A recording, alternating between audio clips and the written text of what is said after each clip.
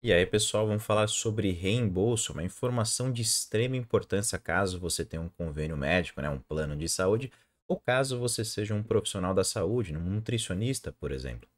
Se eu for fazer um ranking da pergunta que eu mais recebo, seja por mensagem, ou seja por ligação, Ciro, você atende convênio, você trabalha com plano de saúde? Se eu simplesmente respondo não, 90% dessas pessoas nunca mais retorna a ligação. Quando eu mudei a resposta, eu comecei a falar, olha, eu não trabalho com convênio, mas você sabia que o convênio médico ele consegue gerar um reembolso? Eu faço aquele script clássico, né? Mando um Ctrl+V, por exemplo, no WhatsApp, explicando sobre o mecanismo de reembolso. Eu consigo captar alguns pacientes desses, porque muitos não conhecem essa informação. Então, primeiro respondendo, por que grande parte dos profissionais de saúde acabam fugindo do convênio médico hoje em dia? Porque muitos deles trabalham principalmente com reembolso, aquele reembolso assistido, né, que hoje virou moda. Basicamente, eu não tenho as informações dos valores reais aqui do ano de 2022, que foi quando foi gravado esse vídeo, mas em meados de 2017, 2018, eu recebi propostas de convênio médico que eu iria receber R$ 11 por cada consulta nutricional. R$ 11 por consulta. Quando você pensa num atendimento, por um cálculo, por uma devida explicação, para montar todo o plano alimentar, toda a dieta desse paciente personalizada, especializada, claro que aqui eu estou falando diretamente da minha área de atuação, que é a nutrição. Eu acho que 1 hora é um ótimo tempo, né? Não é nem muito e nem pouco, é o suficiente.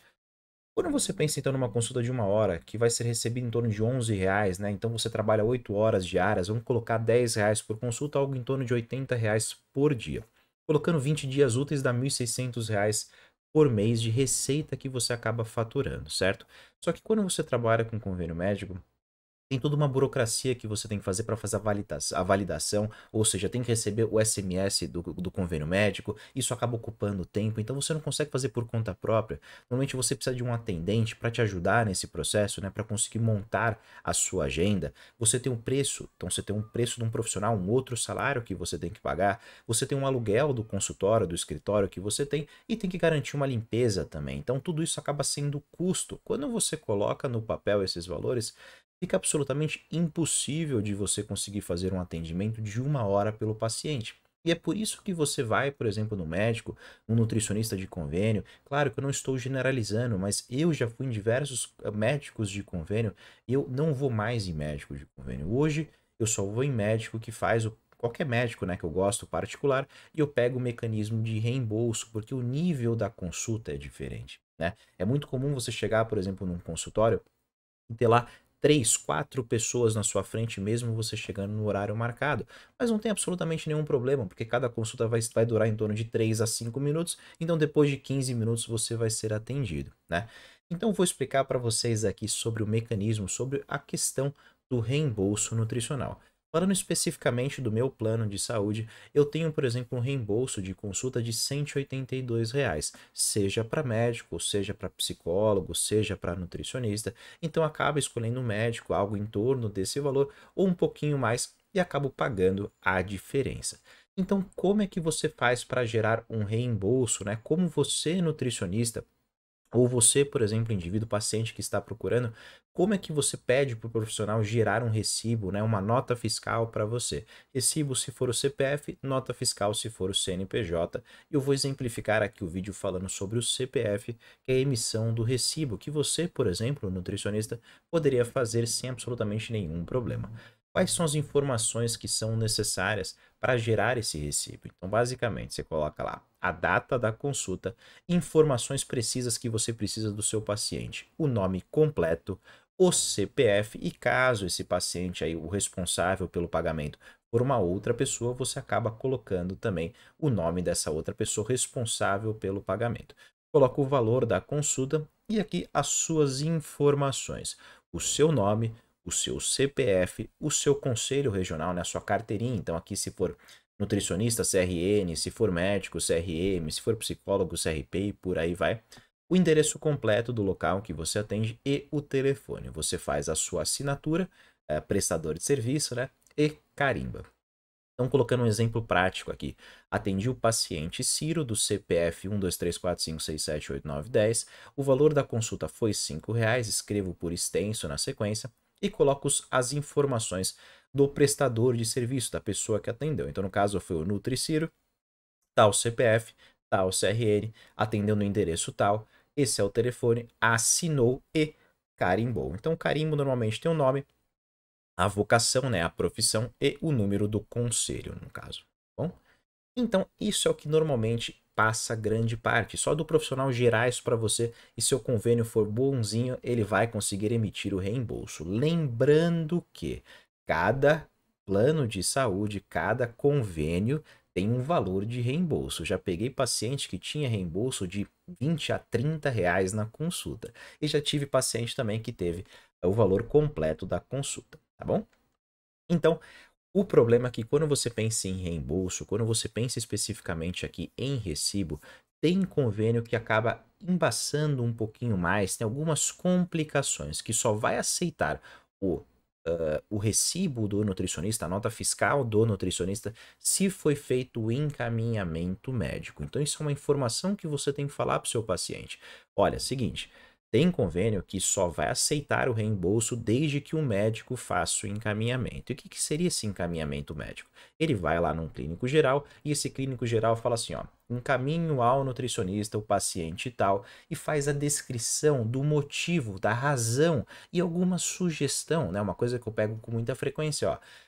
Por gentileza, nutricionista, realizar uma dieta hipocalórica com baixo consumo de carboidratos, porque o paciente apresenta tal, tal, tal, tal, tal, e sempre é colocado o CID, que é um código de identificador de doença, de alguma condição, de alguma patologia que está acontecendo nesse paciente. Então, os CIDs mais usuais que normalmente são encaminhados lá no meu consultório é, por exemplo, o CID E66, que é a obesidade, ou K76, que é aquela gordura no fígado, ou dislipidemia, que é aquela alteração do colesterol, intolerância à lactose, doença celíaca, diabetes e mais um monte também que normalmente apresenta, tá? Então, normalmente, alguns convênios médicos, não são todos, também pedem esse encaminhamento do médico, né, para o nutricionista, junto com o CID, o código de doença. Por que que fazem isso?